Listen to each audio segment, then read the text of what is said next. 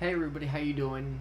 My name is Kyler, and welcome to the first installment of the Win podcast, where this is going to be a place where I will talk about my opinions on the Eagles and what I think they should do, what they are doing, and if I think that it'll bring them a great direction. This first video is going to be about the competitions that I think are interesting and important, the most important, I should say, going into the season. So let's get on to it. So the positions that I think are very important, or well, not from top to bottom, or what I think is most important, what I think is least important, but what I think is more interesting actually. Um, right now, I have the left tackle position, defensive end position, halfback, wide receiver, linebackers, and corner. So let's start it off. With that left tackle position, obviously we have Jordan Mailata versus Andre Dillard. Me personally, I think that Mailata edges out Dillard. I mean, if you look at what he did last season when he had that playing time, he was phenomenal. He was like, yeah, he made his mistakes here and there, but overall he was solid. I think he actually earned that starting spot. Um, Honestly, when Dillard was drafted, I didn't like it because I'll say from the jump. Obviously, I don't have any recordings on it. You can't really fact check me, but once we drafted Mailata with that pick when he came in, I think it was seventh round, I believe. Um, Once he got drafted, and I looked at his highlights. Obviously, he came from Australia, in the sport of rugby, and he was just carrying fools, you know. And I just immediately I was like, you know what?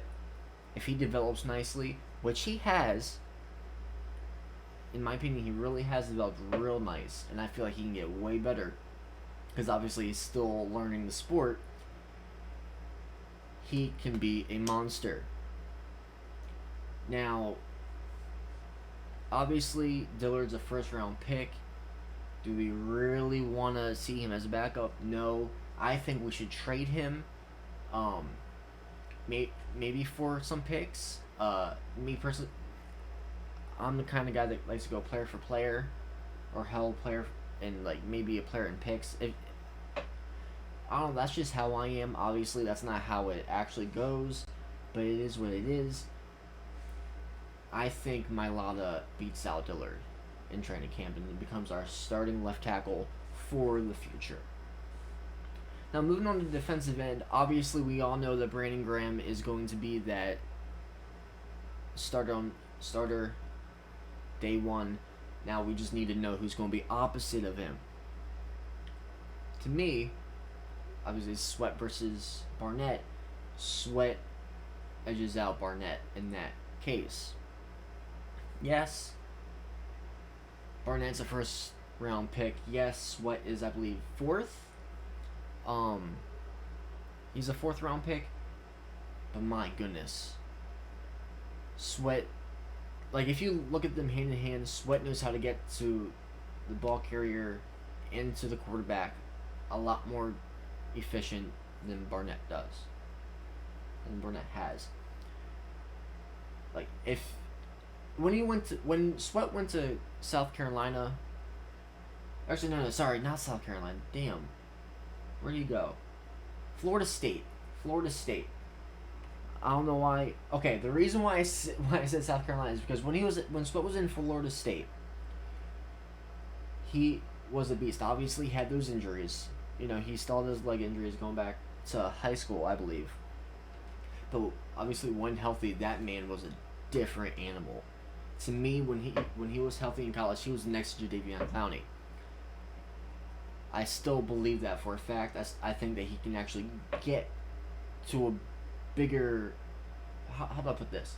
I can actually see him be better than Clowney given the situation if he gets more snaps and whatnot.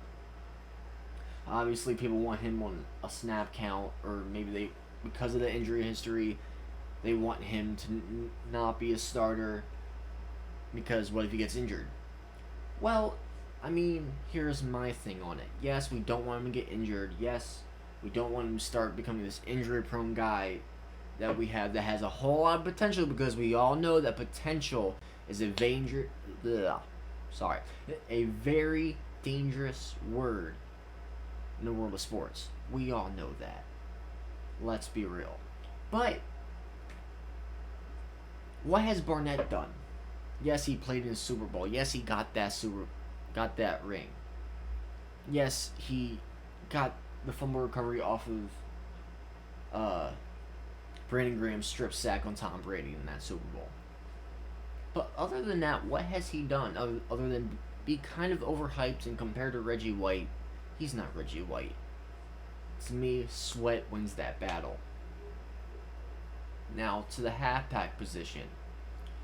Now listen, we all know Sanders is the starting running back. We all know if he's not, then it's going to be crazy, because he obviously has the talent. And if someone beats him out on that, then he's not going to get re-signed. Let's be real, in my opinion. Now, the competitions I have at halfback are two. I have two competitions. I have Gainwell versus Scott and Johnson versus Howard. Now, to begin with Gainwell versus Scott, obviously Scott has that experience advantage on it. But Gainwell, I've heard a lot of hype on him. I never watched him play in college. I've seen some highlights. He is a beast. To me, that's a toss-up. I don't know personally what's going to happen there. I think that's, in my opinion, right now, because training camp has only been, let's be real, it's only been one day. Yesterday was a picture day for them. Get all that media stuff out of the way. To me, Scott wins it. That doesn't necessarily mean that Gainwell is going to be cut. I think Gainwell stays on the roster. If Scott beats him out for that, maybe that second back in the depth chart, Gainwell stays on for special teams, i.e., kick returner, punt returner. He does have the speed. He does have that elusiveness to get him places. Now, when it comes to the power back, that bruiser role, I see this being very, very close. Maybe not so much as close as Gainwell versus Scott, but I think that Kerryon Johnson coming in, he has something to prove. Obviously, he got beat out by, who was it? DeAndre Swift in Detroit as that top back. And now he comes into Philly. He wants to, make sure that he is who he thinks he is and whatnot. Howard, obviously coming back for his third stint? Third stint? I don't know at this point. Like, we've done so much with him in this short span. Like, after trading for him with the Bears, a couple of years ago, I believe. You can fact check me on that, because obviously that's out there. But ultimately, I think Johnson wins this. Not necessarily by a mile, but I think it's going to be very, very close. And honestly, if that competition is very close, I'm taking Johnson over Howard, just because I think Howard's been in the league longer. Obviously, Johnson is younger. He has less treads on the tires, let's just say. And here's the thing. Howard, once we drafted Sanders, we all knew Howard wasn't going to be here. He wasn't going to be a starter. Obviously, he's getting older. No one really wanted him in this year's free agency, so he came back. I think Johnson ends up edging that out. Now, wide receivers. To me, I feel as though it's going to be Devontae Smith and Travis Fulgham on the outside. Maybe people would want people may want Rager. I heard Quez Watkins was a hot commodity with some people. Um, I think I think it's going to be whoever wins that slot position, because I believe obviously since I said it, it's going to be Devontae Smith and Travis Fulgham on the outside. Since I heard, and the reason why I say that is because I heard, I'm pretty sure everyone's heard that they're looking to have Rager come into the slot. Um, People were saying, no, let's get Quez in here. Because here's the thing, we all know Devontae Smith and Rager are going to be on this, are going to be possibly top two receivers. They're both first round picks, for crying out loud. Yes, Rager didn't have that much of a productive season, but so some, like, compared to some other wide receivers that the Eagles passed on. I'm not going to name names because that's just going to, you know, create some controversy. Who wants that? But anyways, yeah, I think Devontae Smith and Fulgham are the outside. I do believe that Rager's going to get that slot position. And if anything, Rager and Fulgham flip-flop. I still do believe that Watkins, Hightower, I still believe that they stay on the roster. I think Arcega-Whiteside is the odd one out. I'm pretty sure we all do believe that. There have been reports saying that he has a very small percentage of staying on the roster. Me personally, I think he just either put him at, like, if we're going to change positions, put him at tight end or cut him. He is definitely not going to be an impact player for the Eagles, in my opinion. So if anything, we'd have that. Yeah, my three starters for the Eagles when it comes to wide receiver will be R. Fulgham, Devontae Smith, and Jalen Rager. Those are my top three, with Quez Watkins and John Hightower obviously being in that fourth and fifth wide receiver thing, in the depth chart for that. If they do, I think they do end up going 5 receivers, and there we go. Linebackers, to me, Eric Wilson solidify is going to be middle linebacking starter. I think he's the most experienced on the team. He's proven himself. Now, obviously, we've got to look at the outside linebackers. Since we're going to go 4-3, I don't know if we're going to go with 3-4. Even though today I've heard that they went some 3-4, but I think we're going to mainly go 4-3. And as the two outside, I think it's going to be Singleton once he comes off the COVID list. And obviously, I love me some TJ Edwards. I will be honest. TJ Edwards, when he came in, he won my heart. And he's proven to be a great run-stuffing linebacker. To me, he knows how to tackle. He knows how to get in between lanes and stop that run. Sean Bradley is a great choice as well. To me, Davion Taylor is more of a safety. I know everyone's saying, "Oh, well, he's a line, yada yada yada yada yada yada." I don't. Like, obviously, he started in first day of training camp. When the practices happened, I heard he was started with Wilson.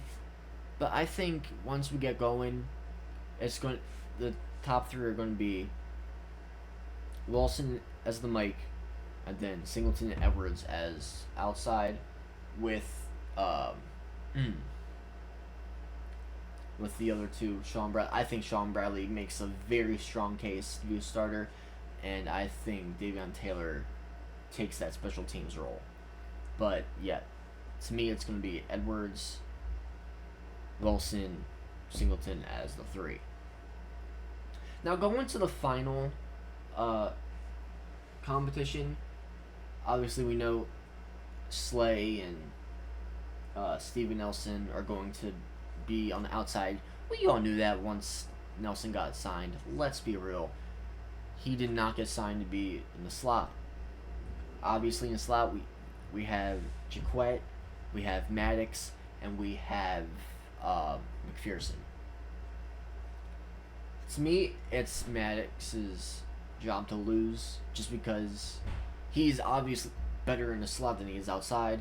He's proven that, and he's the only one with experience out of the three. Um,